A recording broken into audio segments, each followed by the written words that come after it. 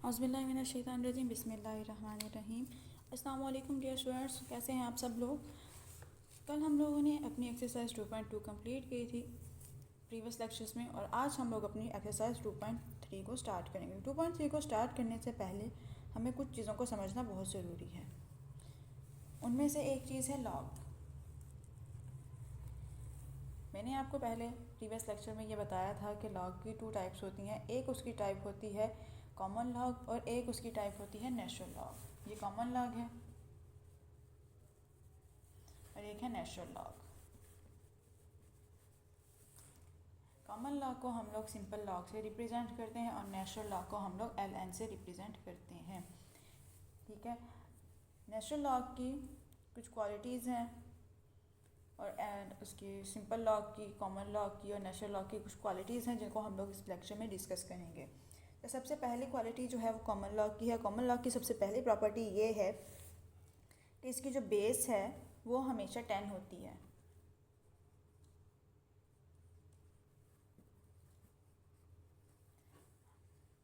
कहीं पर उसने बेस दी होती है और जहाँ पर उसने बेस ना दी हो वहाँ पर हमें पता होना चाहिए कि इसकी जो बेस है वो 10 है। और नेचुरल लॉग की जो बेस है वो हमेशा ई होती है। इसकी बेस 10 और इसकी बेस ई। ठीक है, उसके बाद इसकी जो सेकंड प्रॉपर्टी है, सेकंड प्रॉपर्टी इसकी ये कहती है it is written as log 10x और simply log x when no base is specified.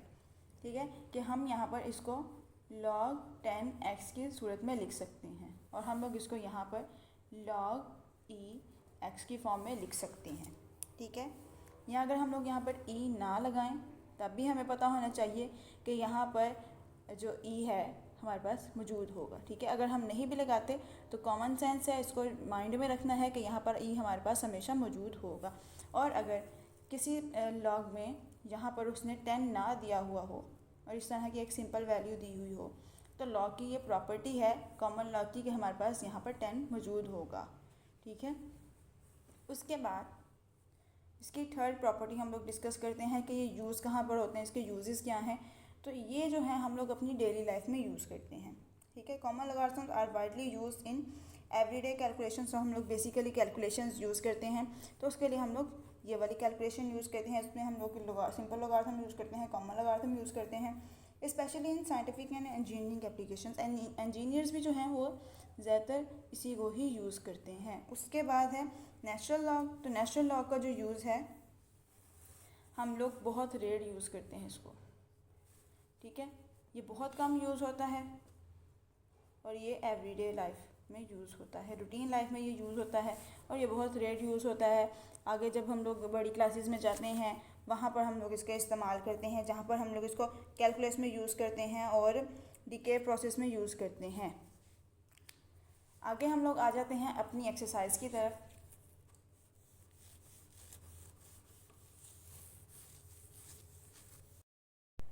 So exercise का पहला क्वेश्चन है क्वेश्चन नंबर 1 फाइंड करैक्टर, जिसमें हम लोगों ने वैल्यूज़ के करैक्टर फाइंड करने हैं। तो हम लोगों ने करैक्टर दो तरह से फाइंड कर सकते हैं, लेकिन हम लोग एक ही तरह से करेंगे क्योंकि हम लोगों ने पहले साइंटिफिक मेथड किया है। तो हम अपने क्वेश्चन अपने वैल्यूज़ को साइंटिफिक मेथड्स इस्तेमाल करके इसके करैक्टर्स को फाइंड करेंगे। क्वेश्चन नंबर 1 का पहला पार्ट है 5 2 8 7। हमने इसका सोल्यूशन फाइंड करना है। हमारे पास पॉइंट लास्ट पे है, कोई भी ऐसी वैल्यू जिसमें उसने पॉइंट ना दिया हुआ हो, हमें पता है कि उसका पॉइंट लास्ट पर होता है। हमें पॉइंट चाहिए पहली वेल डिफाइंड वैल्यू के बाद। पहली वेल डिफाइंड वैल्यू 5 थी तो हमें 5 के बाद पॉइंट चाहिए। अब 5.287। अब हमने पॉइंट को जो है यूज़ करना है कि पॉइंट को हम लोगों ने पीछे लेकर आना है। यहाँ से हम लोगों ने उठाया था इसको 10 टू रेज़ पावर 1 2 3। सो 10 की पावर आ जाएगी 3। 10 की पावर जो भी होगी वही हमारे पास उसका करैक्टर है। सो c इक्वल्स टू 3। उसके बाद इसी तरह से हम लोगों ने अपना करैक्टर फाइंड कर दिया, यही इसका आंसर है। इसका मैं एक और क्वेश्चन कर देती हूँ।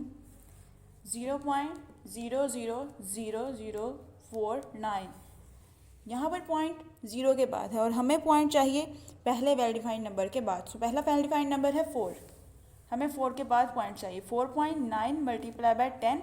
अब हमें देखना है अपने पॉइंट को।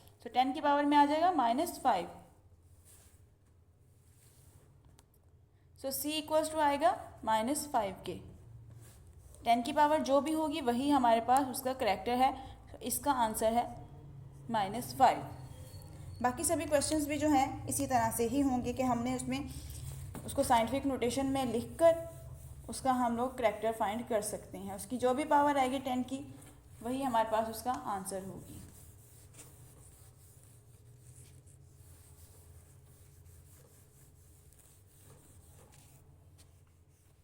क्वेश्चन नंबर 2 है find logarithm of the following number. Find लोगार्थम।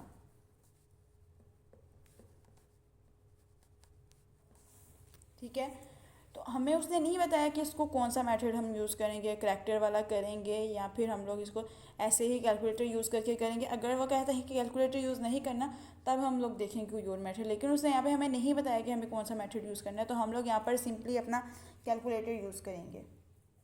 पहला क्वेश्चन है 43। सोल्यूशन की तरफ आते हैं। लॉग फाइंड करना है, हम लॉग अप्लाई कर देंगे। लॉग 43 कैलकुलेटर यूज़ करेंगे। कैलकुलेटर पर हम लोग लिखेंगे log 43। log 43 की वैल्यू आई है 1.6335।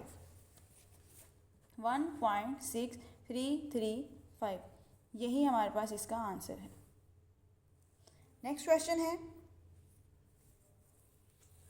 लास्ट वाले इसको क्वेश्चन देखें। 0.000354 इसका सोल्यूशन हम लोग देखते हैं। लॉग अप्लाई किया 0.000354। अब हम इसको अपने कैलकुलेटर पे लिखेंगे।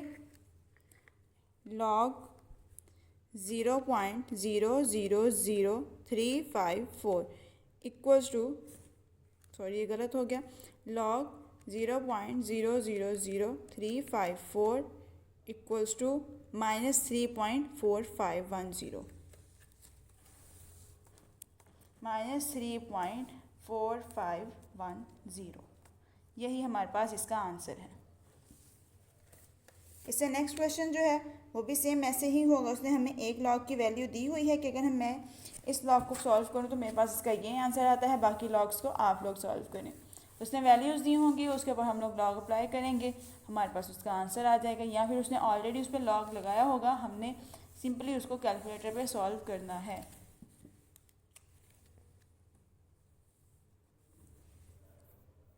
उसने वैल्यू दी हुई है log 3177। इसका हम सॉल्यूशन फाइंड करते हैं। कैलकुलेटर यूज़ किया, log 3177 इक्वल्स टू 3.5020 5020 ये हमारे पास इसका आंसर है। बाकी दो क्वेश्चन जो हैं वो भी बिल्कुल इसी तरह से ही होंगे। उसके बाद है फाइंड x।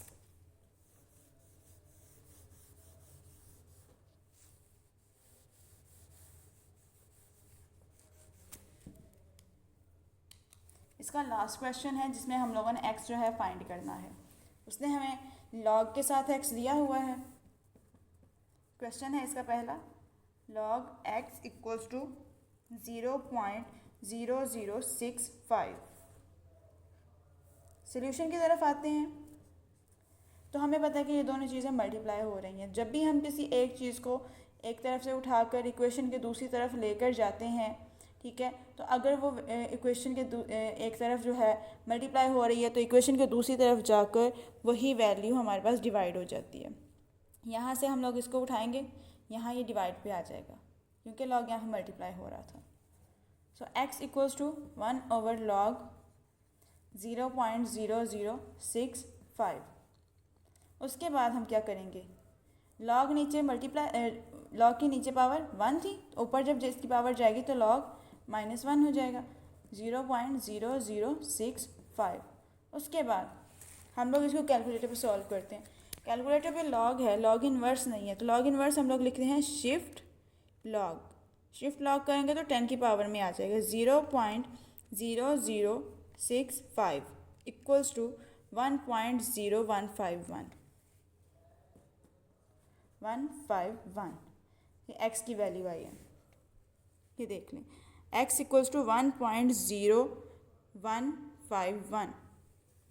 सिंपली हम लोगों ने क्या किया है, लॉग को उठा कर दूसरी तरफ ले गए हैं। यहाँ पर इसकी पावर 1 थी, दूसरी तरफ इसकी पावर -1 हो जाएगी। ठीक है, मतलब कि यहाँ पर ये मल्टीप्लाई हुआ था, उधर जाकर ये डिवाइड हो जाएगा।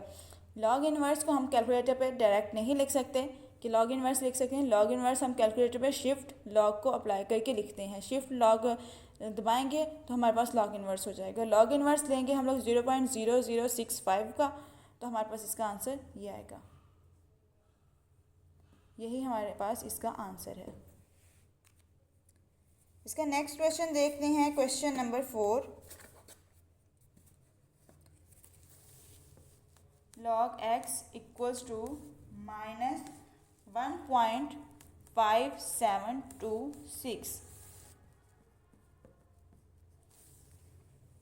सोल्यूशन की तरफ आते हैं। x यहीं पर रहेगा, दूसरी तरफ log जाएगा तो log इन्वर्स हो जाएगा। log इन्वर्स -1.5726, इसको हम लोग कैलकुलेटर पे लिखेंगे। शिफ्ट log ब्रैकेट -1.5726 ब्रैकेट बंद, उसके बाद आंसर आ गया 0.0268। x इक्वल टू 0.0268, यही हमारे पास इसका आंसर है। सो आज हम लोगों ने ये चीज़ें सीखी हैं कि अगर लॉग हमारे पास सिंपल हो या कॉमन लॉग हो तो हमारे पास उसके साथ उसकी बेस जो है हमेशा 10 होती है, चाहे उसने दी हो या ना दी हो। अगर उसने दी है फिर तो ठीक है, लेकिन अगर उसने हमारे पास उसकी बेस नहीं दी हुई तो हमें ये चीज़ याद रखनी है कि उसकी बेस हमारे पास हमेशा 10 होगी। उसके बाद हम लोगों ने करैक्टर फाइंड करना सीखा है कि करैक्टर किस तरह से फाइंड करते हैं। किसी भी वैल्यू को साइंटिफिक नोटेशन में सॉल्व करके साइंटिफिक नोटेशन में उसको लाकर हम लोग उसका करैक्टर इजीली फाइंड कर सकते हैं कि जो भी हमारे पास 10 की पावर आएगी वही उसका करैक्टर होगा। उसके बाद हम लोगों ने लॉग फाइंड करना सीखा है कैलकुलेटर से, और हम लोगों ने एंटी लॉग फाइंड आउट करना सीखा है। सो यही आज का हमारा टॉपिक था, एक्सरसाइज 2.3। आज का हमारा टॉपिक कंप्लीट हुआ। होप्स हो कि आप सब लोगों को समझ आई हो। जिस किसी भी बच्चे को, जिस किसी भी स्टूडेंट को जहाँ से समझ ना आई हो वो वहाँ से पूछ सकता है। आप लोग कमेंट सेक्शन में कमेंट करके पूछ सकते हैं। इसके अलावा जितने भी एक्सरसाइज में क्वेश्चन हैं आप लोग सॉल्व करके देखें। अगर नहीं होते आप लोग कमेंट में बता दें, वो भी हम लोग सॉल्व करने की कोशिश करेंगे। अपना बहुत सारा ख्याल रखिएगा, दुआ में याद रखिएगा। अल्लाह हाफिज़।